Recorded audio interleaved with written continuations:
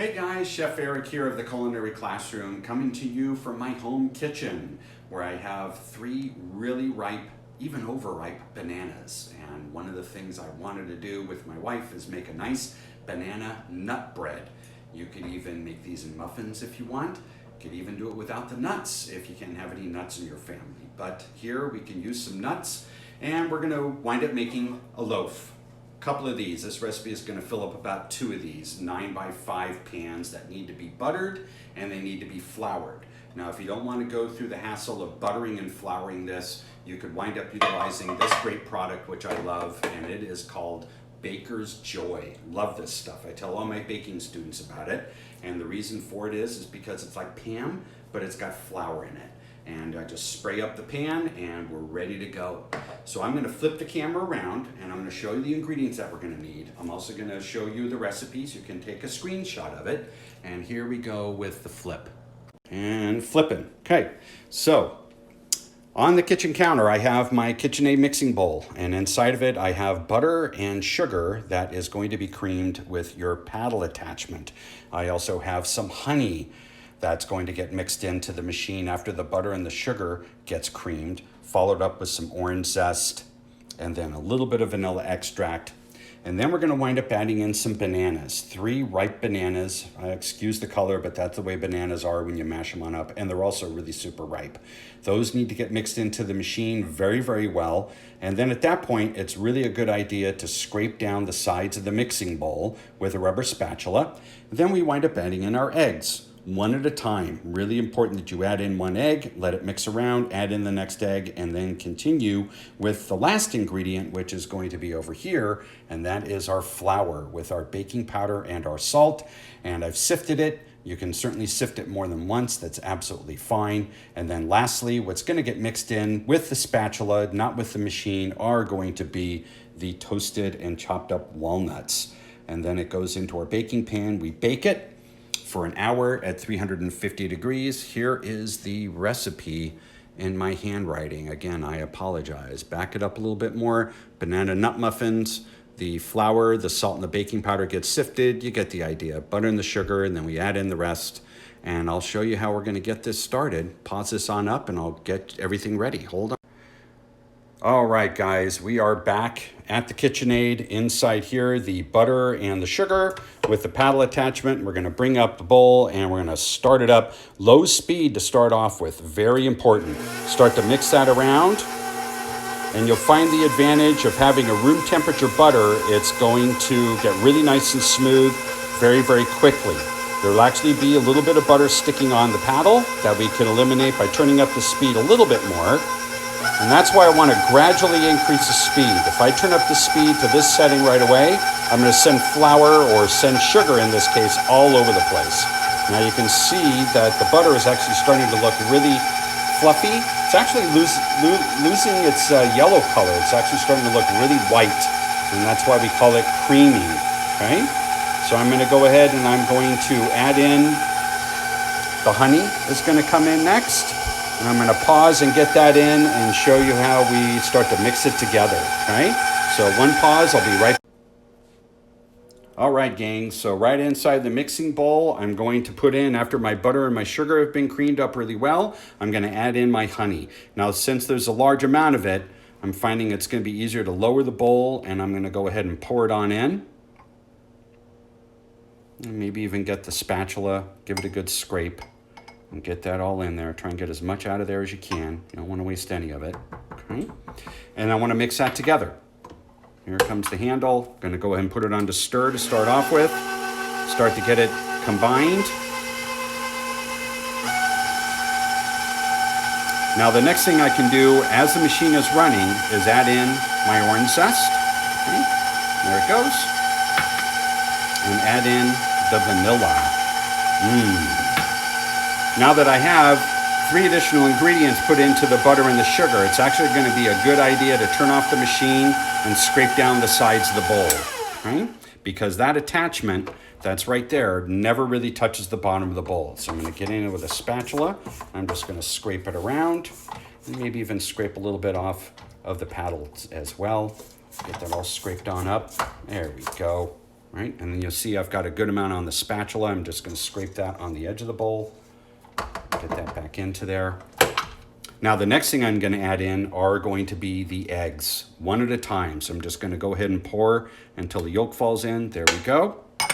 And I'm gonna turn the machine on at stir, let it beat on up and mix it in. Then once that second egg goes in, we're gonna wind up beating it up for a good minute. We really need to get the structure of the proteins in the eggs to start to build on up to give us a really nice firm cake, but not too firm, right? So now that that egg has been completely absorbed, we're gonna add in the next one, right?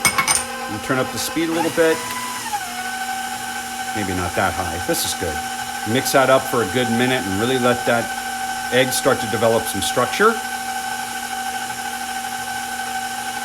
And then after a minute has gone by, we're going to add in our bananas. Now we have a large amount of bananas and it's gonna be really helpful to actually turn off the machine, lower the handle, get the bananas, again, mashed up lightly with a fork, nothing outrageous because the machine is gonna wind up beating up the rest of it. There we are, okay? And we'll go ahead and we'll do a scraping after I mix this on in. You might actually see in there, it looks kind of curdled. That's absolutely fine. Don't panic if that happens. Just go ahead and get it on to stir and let it mix together. It'll start to come together and then the flour will help take care of the rest of it. Right? Get it on a higher speed and get that mixed up really, really well. Now some cake recipes, more authentic cake recipes, this is more like a quick bread, would actually tell you to put that flour mixture in little bits. But with this recipe, we're just gonna dump it all in. Now before I do that, I'm gonna turn off the machine one more time and I wanna do a little scraping with my spatula again. I wanna really make sure I got everything all down in the bottom of the bowl, brought on up. There we go, right? And here you can see it still looks kind of clumpy. That's not a problem because the flour is now gonna come in next. And you'll see that I've got the flour on a piece of parchment, so I can just pick up my edges of parchment and just pick it on up and just pour it right in, just like that. There we go. Give it a little shake and get that all out of there. I wanna make sure all of it's out. There we are. And lift up the bowl, and again, stir. Really, really slow speed so you don't send flour all over the place. Here we go. And mix it on up very gently to start off with. And then once that starts to get combined, I'm going to lower the bowl again, scrape it with my spatula, add in the walnuts, and then I'll show you how we get it into our baking pan. And there we go. Once it starts to get really nicely combined, that is pretty much it. Stop it, and lower it. Go ahead and take this off, okay? Now what I'm going to do is I'm going to take as much batter off of that paddle as I can. I'm gonna pause it and I'm gonna come back to you with my spatula, stir in the walnuts and get it into the pan. Alrighty gang, so my paddle has been cleaned off. Here you can see my batter. I wanna scrape it really, really well with my spatula, make sure I have everything really well combined. Last thing that's gonna get put in are going to be the walnuts. Mix it on in. A lot easier to just do this by hand. Just a nice folding motion. If you've ever made a souffle, that same kind of technique. If not, then I shall teach you some souffle making in the future. We get that mixed on up like this, and then that's it. Once it gets combined, we don't want to mix it up anymore or else you're gonna run the risk of making the bread tough. I'm gonna pick up that bowl a little bit and bring over that pan that I showed you at the beginning of the video. And I'm gonna pour half this batter into this pan and the other half into the other one. And then into the oven it's gonna go where it's gonna bake for an hour, okay? So there we go, scrape it on out, okay?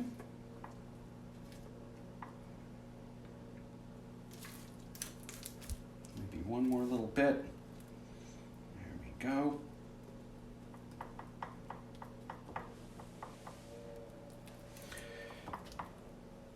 You know what I'm looking at, as far as this batter goes, I think I'm just gonna fill up one pan. This is actually a fairly big pan. I'm just gonna get all the batter into it. This is gonna be awesome. Look at that, okay? I'm gonna make sure I get all of that off of here, and I'm also gonna use the edge of the bowl to get as much off of the spatula as I can. Get that on in there. Nice, okay? So I need to smooth that out, and that's where my spatula can come in handy. I'm just gonna give a little press and a little spread. There it is, okay? And look at that, right? And now it's ready to go into the oven, about an hour, and I shall be back in that length of time. And while that's in the oven, you gotta clean your kitchen. All right, gang, here we are. It's been an hour in the oven. About halfway through the baking time, I took the pan and I spun it around. And once I got a nice golden brown on top and a nice spring, when I pressed down on it, it was ready. But I had to let it cool off in the pan for a good 10 or 15 minutes. Now that I have it at that point, I'm gonna take it out of the pan and show you how it looks. Come on over here. I'm just gonna take a butter knife and just run it along the sides just to make sure it frees on up. And then I'm gonna use a clean hand, unmold it. Look at that, wow. Fantastic, nice little banana nut bread. Gonna slice it on up, maybe have a little peanut butter on it. Nice breakfast right there. All right, guys, here's a nice slice right off the loaf. Always like to have the first slice like my mom would do. It's still nice and warm out of the oven. I'm gonna give it a try. Just plain, nothing else on it. Nice crusty end.